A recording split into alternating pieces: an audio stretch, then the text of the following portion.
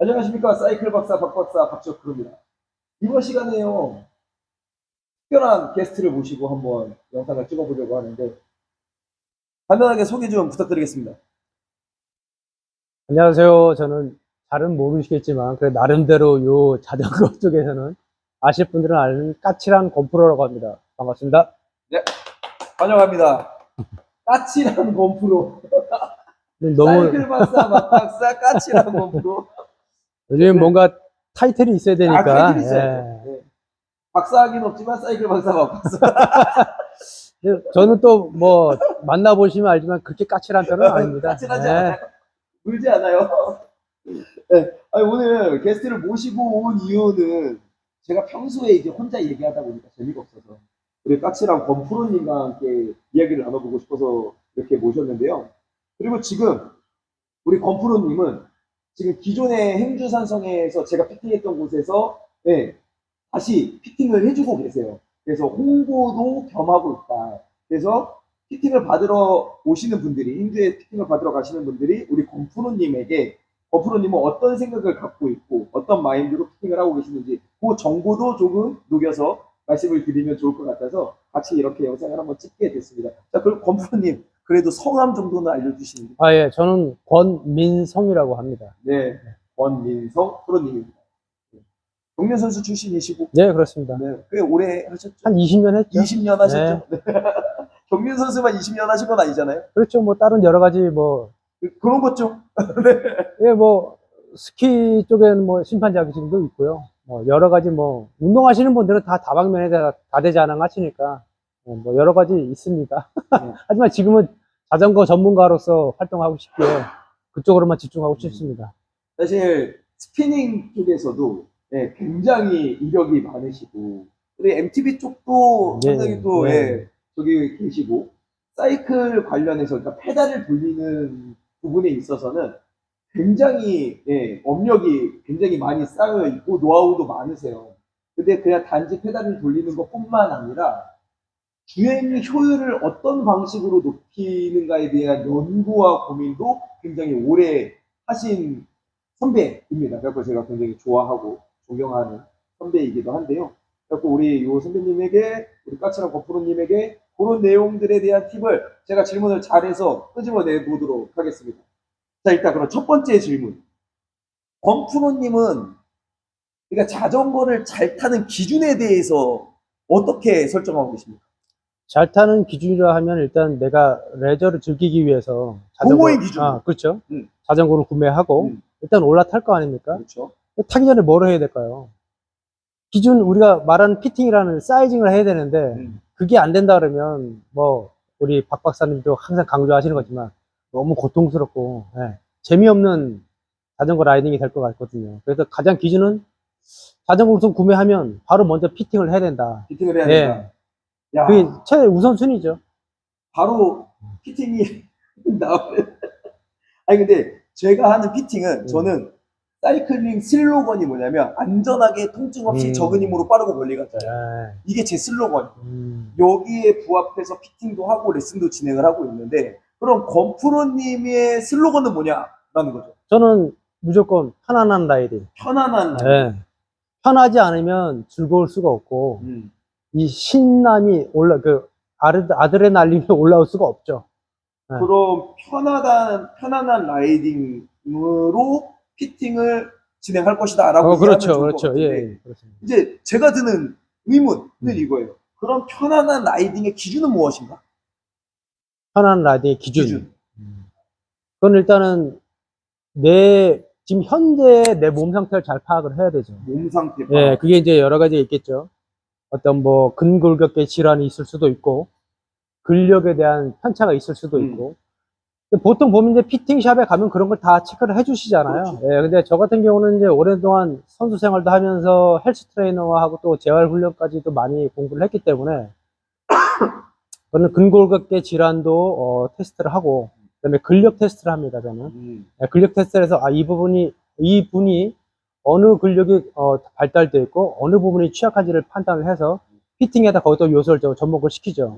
왜냐면 똑같은 매뉴얼로 피팅을 하게 되면 그 개개인의 뭐 신체적 사이즈를 측정을 해서 보통 피팅을 많이 하잖아요. 음. 근데 그것만 하게 되면은 라이딩의 효율성이 떨어질 수가 있어요. 그럼 저 궁금한 게 피팅하기 전에 테스트를 한다고 말씀 주셨는데요. 네네. 그 테스트의 방식은 어떤 방식이에요? 방식은 이제 근력 테스트라고 하면 이제 내 신체적인 부분의 가동 범위랑 가동 범위, 가동 범위하고 그다음에 어떤 또 간단하게지만 그 파워 테스트를 할 수 있는 그런 여러 가지 방법들이 있어요. 관절의 가동 범위를 체크하고, 네, 그렇죠. 근력 테스트는 근력의 파워 테스트로 근력의 유연성과 파워를 어느 정도 측정을 하죠. 근육의 유연성 그리고 관절의 가동성을 근육의 가지고 네, 네. 파워 테스트를 진행을 해서 몸 상태를 네, 파악한다. 파악을 하고 네. 그다음에 거기에 맞는 그 분에 맞는 이제 피팅을 진행을 하게 되죠. 네, 일단은 그런 테스트를 통해서 편안한 라이딩을 하기 위한 최적의 조건의 피팅을 그렇죠. 네. 진행한다라고 이해했습니다. 그러면은 이게 이런 거죠. 편안한 라이딩은 빠르지 않다라는 생각을 할 수 있을 것 같아요. 아니죠. 그건 틀리죠. 그러니까 제가 이제 그 의뢰인 분들과 항상 얘기할 때 편안함을 얘기를 하면 그렇게 하면 나는 편안하게 타다 보면 따라를 못 간다라고 그렇지, 그렇지, 그렇게 그렇지. 하거든요. 네. 근데 저의 그 편안함은 어느 시속에든 편안하게 페달링을 해야 된다. 이 편안함을 말씀드리는 거죠. 그러니까 운동 강도가 꼭 저강도에서 그렇지. 편안함이 아니죠. 아니라 고강도에서도 내가 편안하게 힘을 쓸 수 있어야 된다 이런 거죠. 그렇죠. 운동 강도가 네. 어떤 강도에서든 네네. 편안한 주행을 할 수 있는 네. 포지션을 만들어가는 피팅을 네. 진행할 것이다. 그렇기 때문에 이제 사이즈만으로는 그게 제 생각에는 조금 어렵다. 어려우니까 예, 제한적이다. 그래서 근력과 어떤 가동 범위를 테스트한 후에 그분한테 맞는 사이징과 피팅을 제공해야 된다 생각을 하는 거죠. 그렇군요. 네. 좋은데요? 그럼 일단은 저도 거의 비슷하게 진행을 하고 있긴 네네. 한데 그러면은 결론적으로 피팅을 받으러 오시는 분들이 제 경험상 네. 통증이 발생해서 오시는 분들이 98% 많죠. 이상. 네, 98% 많아요. 이상. 그러면은 손목 이제 손저림이 있는 분들을 네. 계시고 목 통증이 있는 분들 그렇죠. 계시고 허리 통증, 무릎 통증, 발저림, 완장통 종류가 엄청 다양하단 엄청 말이에요. 많죠. 엄청 다양. 아킬레스건, 뭐 외동부 아빠, 뭐 어마어마하게 많아요. 그럼 피팅을 이 목적에 이걸 해결하기 위해서 왔어요. 네. 그런데 나는 이것만 없애면 되는데 자꾸 다른 걸 알려줬어. 그래서 나는 만족도가 떨어졌어. 그런 상황이 생길 수 있잖아. 그럴 수도 있죠. 그럴 수 있잖아요. 네, 그럼요. 그럼 어떻게 해요? 그분의 니즈에 맞춰 가야죠, 우리는. 맞춰가야죠. 매뉴얼이 있지만 그 그럼요. 매뉴얼대로만 하지 아니, 않는다. 이분이 원하시는 게 이건데 왜 자꾸 이거를 이거를 드리냐. 그럴 필요는 그런 없다는 경우가 거지. 있으니까. 네, 있죠. 네, 매뉴얼로만 네. 하는 경우가 우선 있으니까. 이분이 원하시는 거를 해결해 드리고 그 해결해 드려서 만족도가 올라가면 또 다른 넓은 것들에 더 많은 것들에 우리가 매뉴얼이 있으니까 그걸 이제 추가적으로 이제 설명을 드리고 제공해 드리면 되겠죠. 그렇죠. 네. 그럼 일단은 그렇게 피팅이 진행이 되면 네. 피팅 시간은 보통 얼마나 걸려요? 박프로님이랑 거의 비슷합니다. 기본적으로 50분에서 1시간. 예, 그렇게 되고, 이제 뭐, 예를 들어서 우리가 항상 이제 메뉴에 있는 뭐 정밀 피팅, 뭐 그런 걸 디테일하게 들어가면 추가 시간이 계속 늘어나겠죠. 2시간, 3시간. 저 같은 경우는 이제 정밀 피팅에서는 뭐, 박 박사님이랑 똑같이 분석의 시간이 더 추가가 되기 때문에 한 2시간 정도 잡을 수도 있고, 그러면 저 같은 경우는 이제 트레이닝 솔루션을 또 추가를 했어요. 트레이닝 솔루션. 네, 그래서 이제 아까 제가 초반에 말씀드렸던 근력 분석을 하다 보면 이 라이더가 어느 근력이 너무 취약하기 때문에 예를 들어서 자기는 이제 어필을 잘하고 싶은데 근데 자전거를 많이 탔는데도 불구하고 랜더너예요. 어떤 분은 랜더너인데 어필을 너무 못한다는 거야. 근데 랜더는 기본적인 안장에 올라 있는 시간이 많잖아요. 그렇죠.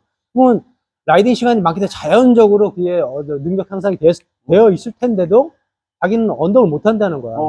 근데 그런 분들을 근력 테스트를 해보면 어필에 대한 근력이 여러 가지가 있지 않습니까? 그럼 그 부분에 대한 떨어지는 부분이 있어. 그럴 때는 따로 별도의 트레이닝을 시키죠. 근력 강화 트레이닝을. 그렇다고 해서 이제 웨이트도 있을 수도 있고, 그다음에 바디 트레이닝이라는 부분이 우리 맨몸 운동 있잖아요. 네. 그런 부분들이 굉장히 자전거에는 도움이 많이 돼요. 무조건 뭐 웨이트로 해갖고 무겁게만 해서 도움이 되는 것보다는 내 몸에 가지고 있는 능력치를 최대한 끌어올리는 트레이닝을 통해서 훨씬 더 효과를 볼 수가 있거든. 사이클링 펑셔널 트레이닝이라고 이해하면 그렇죠, 그렇죠, 그렇죠. 박사 맞나 본데? 배운 사람 티 좀 나죠? 인정? 좋아요. 근데 이게 자전거는 반드시 대칭 운동이다 보니까. 그렇죠. 밸런스 운동이죠. 그러니까 아까 전에 말씀하셨던 게 관절의 가동 범위, 네, 근육의 네, 유연성과 강제, 음. 그 근력을 말씀하셨는데 양쪽이 다른 경우가 거의 대부분이라고. 그렇죠. 거의 네. 100%라 보셔야 될 거예요. 진짜 거의 네. 다 다른데 이런 부분들을 밸런스를 맞추는 과정을 겪어을 했어요. 그럼 이제 우리가 파워를 만들어내는 과정도, 네네. 그러니까 파워를 만들어내는 과정도 평지에서 만들어내는 파워가 다르고 그렇죠. 어필에서 만들어내는 파워가 다른데 네네네. 결론적으로는 어필에서는 무거운 저항을 사용해서 올라가는 것보다는 회전을 빠르게 해서 올라가는 빈도가 그렇죠. 높아질 수밖에 그렇죠. 없다 보니 분명히 근력을 강화시키는 방법과 방향의 차이가 있을 있죠. 것이다. 있죠. 네, 그리고 클릿 위치와 이런 것도 달라질 수 있을 것이다. 그럼요. 라고 하는 당연한 전제가 네, 깔려 있을 거란 그렇죠. 말이에요. 그 맞죠. 팁을 달라는 거예요. 두루뭉실하게 넘어가려고 하지 마시고 그 디테일한 팁을 주시라고. 그럼 오늘 방송 한 10시간 찍을 수 있습니까? 매뉴얼 갖고 와서 우리 보드 갖다 놓고 이렇게 강의를 해야 되는데. 일단은 어필 나왔으니까 어필에서의 근력을 높일 수 있는 방법. 그러니까 회전을 높이면서 근력을 강화할 수 있으면서 통증까지 없앨 수 있는 방법을 간단하지 않지만 간단하게 설명해 주신다면 어떤 것들이 있을까요? 일단 첫 번째 제가 바라보는 시각에서 통증 완화의 포인트는 조금 근력이 부족하신 분들이 통증이 많아요.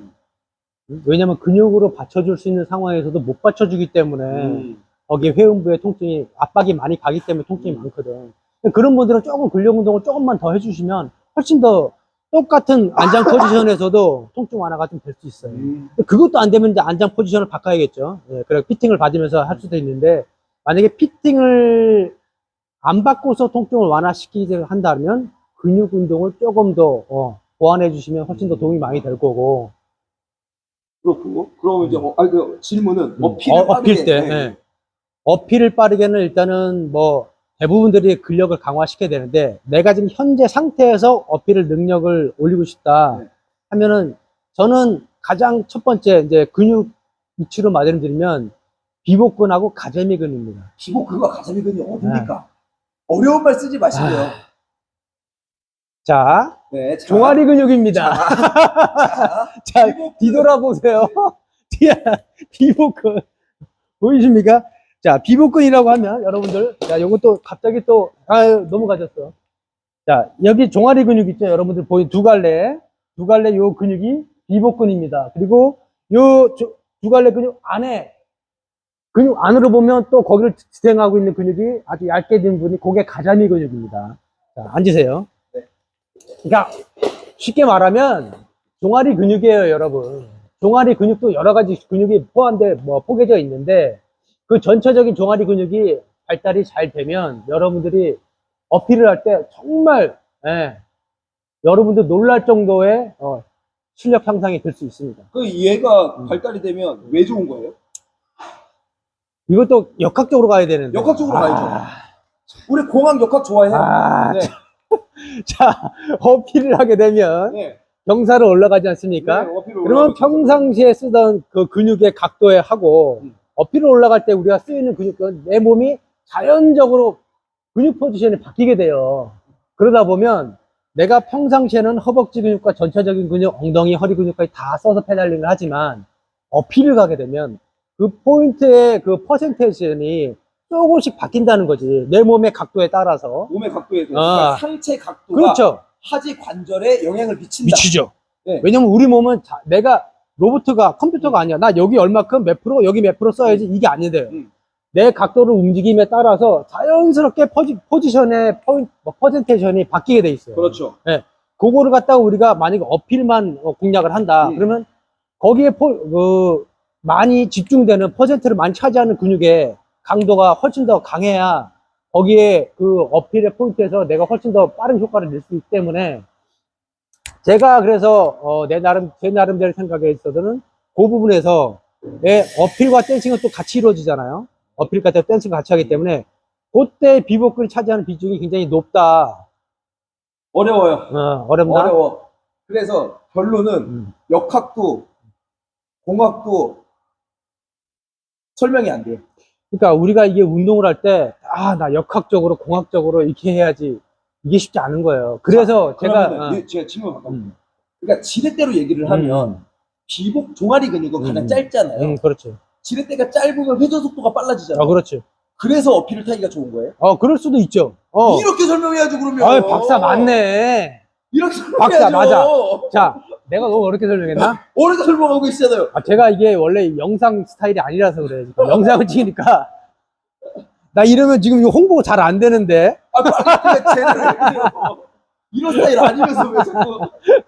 제가 영상을 오래간만에 찍다 보니까 조금, 박 박사님 기준에 좀 부합 못하고 있는 것 같은데. 많이 부족해요. 제대로 해주세요. 그래서 각도가 바뀌어서, 그러니까 어필을 올라갈 때 상체의 각도가 변하면서 상체의 포지션이 바뀌면서 하지 관절에 미치는 영향이 달라지면서 관절의 변화가 곧 근육의 사용도 달라지게 하면서 그 영향으로 인해서 비복근의 활용도가 더 높아진다는 얘기죠. 그러니까 평지를 빨리 달릴 때는 무거운 저항으로 그렇죠. 빨리 큰 달리는 근육으로 것이, 가는 게 가장 그렇죠. 효율성 있게 그렇죠. 페달링 할 수 있는 거고. 그러니까 우리가 공학으로 한번 가보면 파워의 공식은 파워는 힘 곱하기 속도인데 힘을 기어비로 설정을 하고 속도를 RPM으로 설정을 했을 때 평지는 저항을 무겁게 해야 파워가 나오니까. 그렇죠. 네, 케이던스가 그렇죠. 떨어질지언정. 그러면 케이던스를 높여야 되는 것은 그러니까 기어비는 픽스하고 케이던스를 높이면 파워가 올라가는 부분이니 언덕에서는 케이던스를 높이는 게 합리적이다. 그렇죠.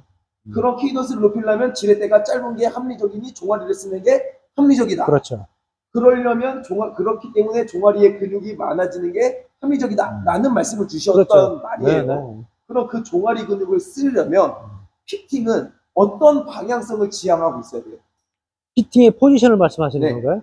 그럴 때는 일단 클리드 위치부터. 클리드 위치부터. 클리드 위치는 약간 좀 짧아진 게 좋죠. 짧아진다. 음. 클리드 위치가 앞쪽으로 간다. 그렇죠. 클리드 약간 그래서 앞으로. 뒤꿈치가 들린다. 그렇죠. 약간. 거기서 그러니까 뭐 더 잘하시겠지만 너무 많은 어떤 피팅이든 페달링의 각도든 너무 많은 변화를 주면 안 돼요. 안 된다기보다도 내 몸이 받아들이기 쉽지 않아. 쉽지 않죠. 왜냐면 적응이 어렵죠. 많은 훈련을 통해서 그 피팅의 1mm, 2mm를 적응을 시켜야 되는데 순간적으로 그 많은 변화를 주는 건 추천하지 않습니다. 일단 모든 컨텐츠가 그렇지만 습관을 고치는 게 가장 어려운 그렇죠, 부분은 그렇죠. 맞죠. 네. 시간이 많이 필요하니까. 근데 우리는 피팅을 받으면서 한 번에 되게 드라마틱한 변화를 원하잖아요. 그렇죠. 사실 그렇잖아요. 모든 사람의 욕심이라는 게 라이더분들이 그렇잖아요. 네. 내가 그 비용을 들이고 피팅을 받았으면 딱 받고 나왔을 때 뭔가 확 달라진 그렇지. 걸 원하시는 되게 드라마틱한 변화를 원하는데 몸에 적응하는 시간을 기대하지 않는단 말이에요. 소비자는. 그렇잖아요. 그래서 저도 욕도 많이 먹고. 그래서 저는 피팅을 하면 뭐 기본 피팅이든 정밀 피팅이든 일단은 첫 번째 포스트 피팅을 하면 그다음에 꼭 애프터를 해드려요. 네. 애프터를 어떤 게 아니면 100km 이상을 타고 오셔라고 해요. 제 피팅이 있다. 네. 그럼 이제 뭐 추가 비용 없이 해드리는 거. 왜냐면 그걸 되게 해드려야 좋은데. 돼요. 왜냐면 네. 한 번 하고 그분이 원하는 니즈에 맞는지 안 맞는지는 모르는 거잖아. 그거는 내가 바라보는 시각에서 이분한테 적합한 피팅이지 그분이 딱 만족스러운 피팅이 될 수 있는 점들은 모르는 거잖아. 그렇기 때문에 최소 100km를 타보면 근데 피팅을 하고 나면 불편할 수 있잖아요. 그렇죠. 불편하다고 바로 바꾸면 안 되잖아. 그렇죠. 그게 저는 최소 100km라고 생각을 최소. 해. 100km를 타다 보면 어느 정도 적응 시간이 있을 거란 말이지. 그렇죠. 그러면 그걸로 인해서 처음에 불편했지만 조금 맞아지고 조금 더 속도가 나고 좀 더 파워가 잘 들어가는 것 같아라고 느끼면 그 방향대로 계속 한 번 더 와서 확실하게 포인트를 잡아 드리는 거고 근데 100km를 탔는데 왔는데도 너무 안 맞아 불편해 그러면 방향이 좀 잘못됐다 생각할 수도 있는 거죠. 그렇죠. 그럼 또 다시 한번 시뮬레이션을 보고 피드백을 받고 그분한테 맞는 그 다시 포인트를 다시 잡아 드리는 게 맞다고 생각해요. 너무 좋네요. 저는 피팅 AS를 해드립니다, 여러분. 너무 좋네요. 진짜 최고이거든요. 일단은 클립 위치는 그렇게 됐어요. 그러면은 우리가 안장에 앉는 위치라든지 아니, 어필에서는 안장이 약간 앞으로 가야죠. 가야 돼요. 예.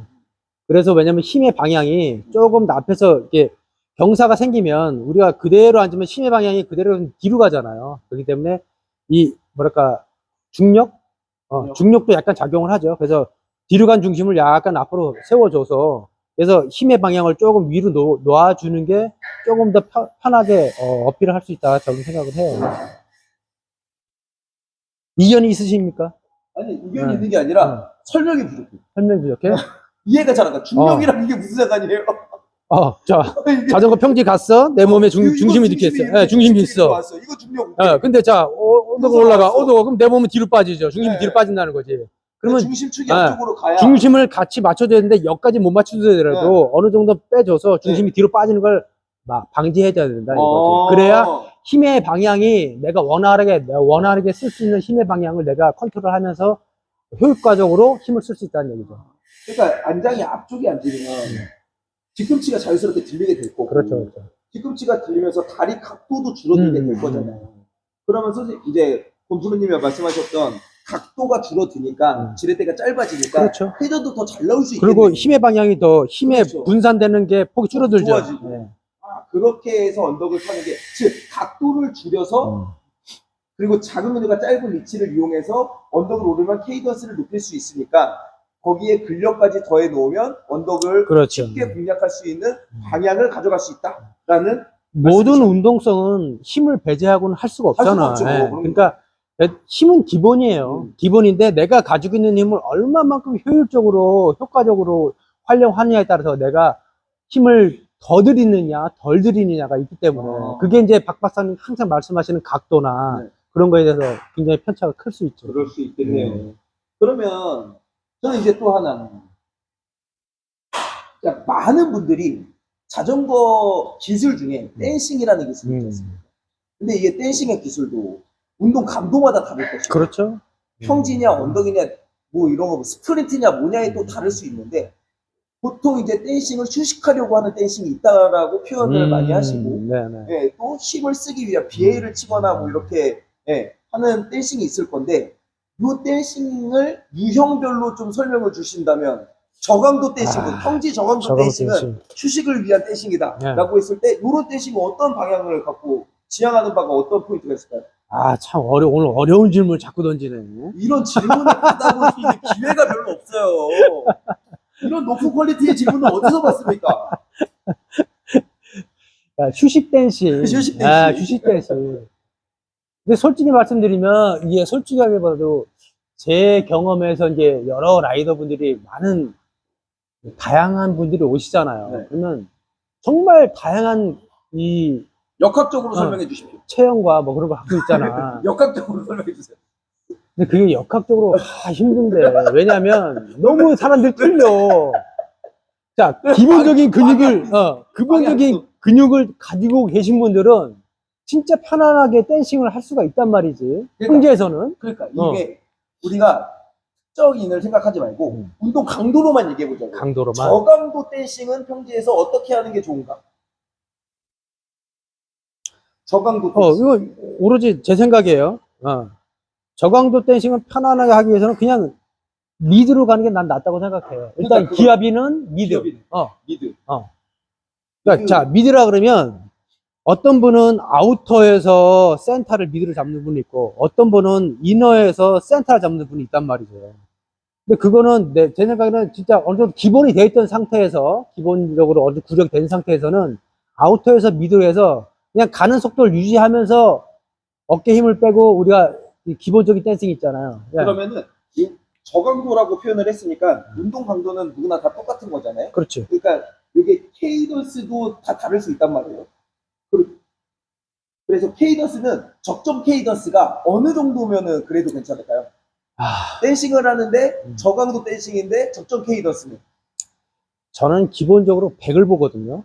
댄싱을 100이요? 잠깐만. 내가 지금 뭔 얘기 하는 거야? 무슨 말씀 하시는 거예요? 정신 차리세요. 정신 차리세요. 웜업 기준에서 맨날 교육을 하다 보니까.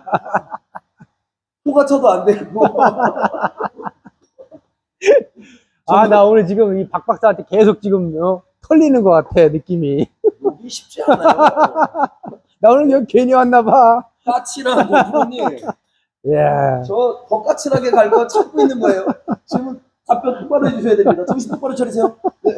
저강도 댄싱은 케이더스, 적정 케이더스 얼마? 그래, 50. 50. 적정 케이더스 50. 그 중강도는. 중간도 거기서 한 10에서 25 올라가야죠. 근데 이게 운동, 그러니까 케이더스가 빨라진다라는 건 기어비를 픽스했을 때 이야기가 될 수 있잖아요. 기회비를 고정시켜놓고. 그렇죠. 그 기준을 우리가 좀 명확하게 설명할 필요는 있어 보여요. 그러니까 기어비를 픽스해 놓은 상태로 저강도에서는 50, 중강도에서는 60에서 70, 그럼 고강도에서는 그 이상 가는 건 그 자기 능력치에 올라가야지. 근데 그러니까 우리가 이거 70 이상, 근데 70 이상 80 이상. 진짜 힘들어. 그죠? 엄청 힘들어. 고강도라. 근데 고강도라는 건 진짜 이게 고강도라고 나가고 딱 포지션 잡아주기 때문에 고강도의 터치를 잡는 거야. 그러니까 고강도는 일단 우리가 존 트레이닝으로 얘기를 하면 존 트레이닝 저강도는 1에서 2를 저강도라고 얘기를 하고 중강도를 뭐 3에서 5 정도까지를 뭐 중강도라고 하면 6부터는 이제 고강도로 그렇죠. 치면 될 것 같은데 일단 존 트레이닝으로 1에서 2까지는 케이던스를 50 정도가 괜찮다. 네, 3에서 5까지는 60에서 70 정도가 괜찮다라고 하는 권프로님의 의견을. 근데 어디까지나 요거는 어느 정도의 구력이 있으신 분들, 초보자분들은 50 못 돌려. 어려워요. 제가 그거 안 그래도 그래. 따지려고 했거든요. 죽어. 제가 오늘 까칠한 버프 한번 해보려고 막 따지려고 했었는데 딱 벌써 치고 들어오시네요. 어느 정도의 기본력을 갖추신 분들의 얘기입니다. 근데 이게 케이던스는 결론은 댄싱을 할 때 우리가 스윙을 하잖아요. 팔을 스윙 동작을 하는데 스윙 동작과 연결돼 있는 거잖아요. 그렇죠. 얘가 길어지면 케이던스는 늦어질 거고 그렇지. 얘가 짧아질수록 케이던스가 빨라질 건데 컨트롤 능력이 되게 중요해질 수밖에 없겠어요? 그러니까 자전거는 하나의 포인트만으로 다 설명하기가 어렵죠. 어려운 거야. 그렇지. 팔을 신경 쓰면 다리가 안 되고, 다리가 안 다리 되고, 신경 쓰면 팔이 안 팔이 안 되고, 되고. 미치는 거죠. 맞아. 그러니까 이게 교육을 받아야 돼. 교육을 받아야 된다. 박 박사님한테 오시든 저한테 오시든 교육을 받아야 돼. 그러니까 그러면은 자전거를 결론적으로 댄싱을 하려면 핸들링 그리고 케이더스를 같이 융합해서 잘 다룰 수 있는 환경을 조건을 만들어 줄 수 있어야 되는데 그러면은 상체가 경직되는 건 굉장히 댄싱이 안 되지. 최악이죠. 최악이죠. 그래서 상체 힘을 빼기 위해서 우리가 해야 될 것은 뭡니까? 상체 힘을 빼야지. 그러니까 빼면 돼. 어떻게? 그냥 빼면 돼. 인터뷰 안 하겠습니다. 그냥이 어딨어, 그냥이. 우리가 빨리 이게 모든 운동의 기본이 항상 레슨을 가면 골프도 그렇고 뭐든지 가면 자, 힘을 빼세요라고 하잖아요. 힘을 빼세요. 네. 어떻게? 가장 힘든 거야 이게. 힘을 빼는 게. 어떻게? 잘 보세요. 어떻게? 저는 이런 말 되게 안 좋아해요. 힘 빼세요. 그러니까 어떻게? 그러니까 나도 싫어해. 네. 힘을 빼라는데 힘을 가장 빼기 힘들거든. 그러니까 내 몸의 상태를 피팅이 잘 되어 있어야 돼 일단은 기본이. 가정하고. 페달에 우리가 상체 힘, 그러니까 자전거에 있어서 전과 후에 중심 분리를 좀 해야 되는데, 그 중심 분리가 가장 이상적인 건 5대5야. 근데 사람이기 때문에 5대5로 100%갈 수가 없거든요. 갈 수가 없죠. 그러니까 이게 내 상체를 상체를 핸들에 실었을 때 일단 어깨에 힘이 들어가면 안 돼요. 좋은 얘기다. 어깨에 왜냐면, 힘을 빼라. 근데 또 힘을 빼라면 또 어떻게 빼냐 또 물어볼 거잖아. 그죠? 맞아요. 그럼 빼면 돼. 근데, 자, 보세요. 어깨 힘을 빼는데, 사람이 보통 어깨 힘을 빼라면 또 이 컨트롤에 힘이 많이 들어간다는 얘기죠. 그래서 우리가 저 같은 경우는 실내 훈련에서 평로라의 훈련을 좀 많이 해야 된다고 생각을 하는 거야. 왜냐면 평로라가 그나마 밖에 나가서 탈 때 그 상황을 유동성 있게 자전거를 움직여주기 때문에 거기 자전거에 들어가는 힘을 컨트롤할 능력을 키워주기 때문에. 그러니까 핸들 그립과 어깨의 힘을 갖다가 한쪽으로 너무 경직되는 것 갖다가 하지 않게끔 자기가 계속 머릿속으로 신경을 써야 돼요. 이거 버프로님 계속 설명해 주세요. 제가 바람 좀 놓고 있을 테니까 버프로님 시범 보여주세요. 미안해. 시범을 보여주셔야죠. 알았어. 네. 이거 계속 말씀 계속 바람 좀 놓고. 상체 힘을 빼라 할 때 다시 한번 말씀드리면 이 핸들 컨트롤과 어깨 힘의 분산을 시켜줘야 돼요. 어떤 분은 핸들을 너무 꽉 잡아서 핸들링이 안 되고, 또 어떤 분은 손에 힘을 뺐지만 어깨 힘을 주게 되면 상체 전체에 힘이 들어가기 때문에 이 힘 빼는 연습을 좀 의도적으로 좀 많이 해주셔야 돼요. 그러기 위해서는 아까 전자에도 말씀드렸지만 평로라에서 훈련이 좀 많이 필요합니다. 그리고 고등로라에서 어떤 뭐 페달링이나 여러 가지 테크닉을 훈련하는 것도 좋지만 기회가 되시고 시간이 되시다면 평로라에서 페달링 연습을 좀 많이 해주시면 상체 힘을 빼는 연습이 굉장히 도움이 많이 됩니다. 여러분들 하니까 뭐 아카데미를 오시든 아니면 뭐 요 주변에 뭐 평로라 가지고 계신 분들이 계시면은 좀 시간 내셔서 평로라 연습을 좀 많이 해주세요. 그래서 요즘에 또 보면 또 아카데미 오시면 거의 다 뭐 평로라를 많이 타러 오시는데 아주 좋은 현상이라고 보고 있습니다. 시간 나실 때마다 평로라 훈련 좀 많이 해주시고, 그리고 뭐 이 어깨 힘을 빼고 핸들 잡고 페달링 하는 것도 연습을 많이 하시지만 조금 더 이제 업그레이드가 되면 또 손도 한번 놓고 타는 연습도 좀 많이 해주시고, 그렇게 하면 자전거 페달링의 유연성이 많이 좋아지기 때문에 저는 평로라 훈련 추천드립니다. 정리하지 마시고요. 네. 일단 시범을 보여주시죠. 그럴까요? 네. 정리하지 마십시오. 안 끊고 바로 갑니까? 아까 카메라. 신발. 그냥 운동화 신발. 운동화 신발 하세요. 네, 여기는 제가 운영하는 프리사이클. 네. 강서구 강화동에 위치이고요. 오늘은 까칠한 건프로님과 함께 촬영하고 있습니다. 이거 오늘 복장도 안 되고 아무것도 안 되는데 이거 갑자기 느닷없이 여기 와려고 좀 말리는 것 같은데. 우리 느닷없이 오셨어요. 얘 지나가다 구경하러 왔는데 지금 영상 찍고 있네요. 구독자님들한테 한번 멋있는 댄싱 한번 보여주시고,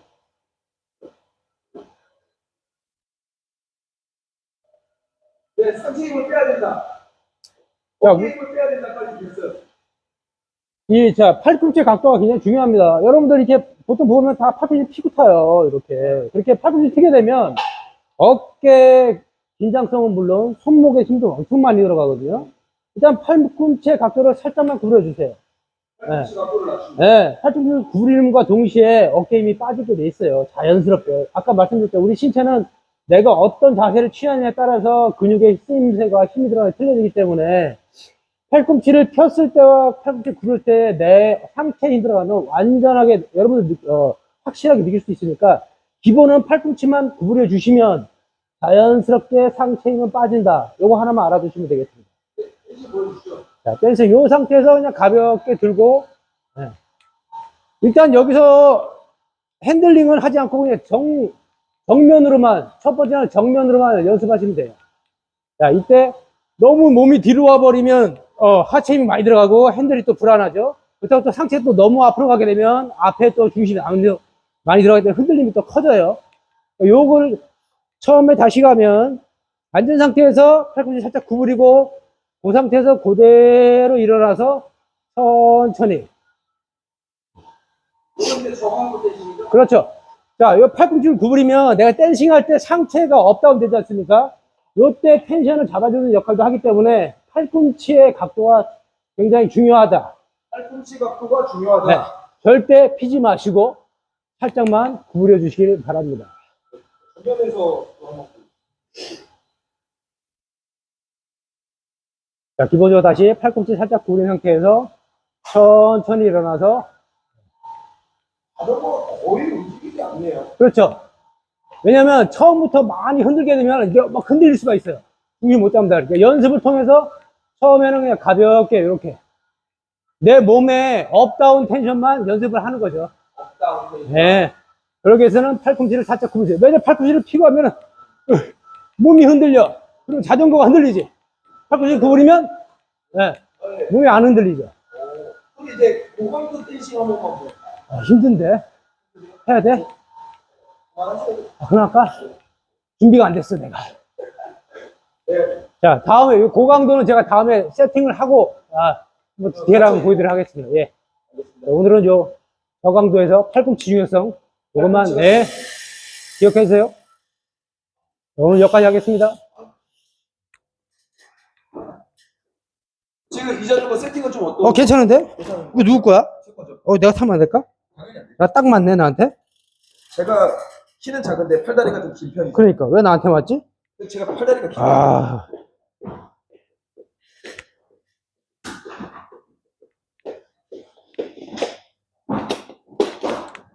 이거 느닷없이 이거 인터뷰에 운동까지. 자, 일단은 댄싱을 하면서 가장 중요한 거는 어깨를 좀 낮춰서 그렇죠. 상체 힘을 좀 네. 빼고 빼는데, 그렇죠. 그때 도움이 되는 게 팔꿈치의 각도다. 팔꿈치 각도다. 엘보 각을 엘보 각을 이제 조금 더 낮춰서 살짝만, 네, 힘을 빼주는 것이 자전거 컨트롤에 상당히 유용하다라는 말씀을 주셨고, 이렇게 팔에 힘이 살짝 빠지면 중심 분리가 그나마 조금 더 잘 되죠? 자연스럽게 그렇죠. 네, 연결이 될 수 있겠어요. 여기서 하나 말씀드린 건 아까 제가 초반에 말씀드렸지만 우리 몸은 내가 몸을 어떤 방향으로 각도를 움직이냐에 따라서 자동으로 몸의 변화가 생기기 때문에 그거를 막 어떻게 해야 돼 저떻게 해야 돼 이게 아니라 그냥 단순하게 팔꿈치 하나만 살짝만 구부려 줌으로 인해서 상체 유연성을 갖다가 끌어낼 수가 있는 거죠. 상체 유연성도 중요하다. 근데 편하게 타려면 상체 유연성을 빼놓고 얘기할 수는 없을 것 안 같아요. 되죠, 안 되죠. 네. 편해야 되니까. 편해야 되니까. 좋습니다. 오늘은 뭐 여기까지 이렇게 한번 해볼게요. 오늘 전반적으로 건프로님이 말씀 주신 내용은 편안한 라이딩을 추구하고 계시고 저는 지향하죠. 그렇게. 그 편안한 라이딩을 하기 위해서 우리의 몸 상태를 알아봐야 하는데 일단 관절의 가동 범위를 확인할 필요가 있고 근력의 테스트가 필요하다라는 말씀을 주셨어요. 그리고 어필과 평지를 타는 방식은 그러니까 상체의 움직임에 따라서 하지 관절에 영향을 미치고 그 관절의 영향으로 인해서 지렛대의 원리와 근육에 사용할 수 있는 퍼포먼스가 달라질 수 있다라는 말씀을 주셨고 스킬 쪽으로 가면 일단은 댄싱으로 이야기를 하게 되면 저강도 댄싱에서는 어깨를 살짝 낮춰서 엘보각을 조금 더 구부릴 수 있는 환경을 만들어서 중심 분리를 5대5에 가깝게 해주는 것이 중요하다라고 하는 총평으로 이해하면 되겠습니까? 네, 그렇죠. 맞습니다. 아이고 야, 잘 뽑았네요. 잘 뽑았네. 네, 여기다 잘 뽑았네요. 박 박사 잘 찾아왔네. 그래서 이런 내용을 피드백을 받고 싶으면 어디로 가면 됩니까? 네, 행주 산성 사이클 스테이션으로 오시면 됩니다. 사이클 스테이션. 네. 행주산성의 사이클 스테이션에 찾아가시면 우리 까치랑 건프로님께 오늘 들었던 내용을 조금 더 나의 상황에 맞게 구체적으로 받아보실 수 있을 것 같습니다. 자, 연락처는 뭐? 네, 네이버에 사이클 스테이션 검색하시면 거기 제 연락처랑 다 나와 있고요. 네. 네. 뭐 저기 자막으로 제 연락처 하나 넣어주시죠. 그 정도 고생은 안 합니다. 사이클 스테이션 제가 뭐 검색하시면. 선물 하나 보내드릴게. 안 받을래? 안 받을래? 귀찮아. 네. 하여튼 그러면 네이버에 사이클 스테이션 검색하셔서 연락 주시면 제가 아주 세세하게 잘 해드리겠습니다. 네, 오늘 까치랑 건프로님 찾아주셔서 감사하고요. 감사합니다. 네, 또 궁금한 점이 있으시면요. 까치랑 건프로님을 제가 종종 모시도록 하겠습니다. 그래서 이런 내용들 같이 한번 이야기 나눠보도록 할 테니까요. 많은 관심 부탁드리겠습니다. 시청해주신 여러분 감사합니다. 고생하셨습니다.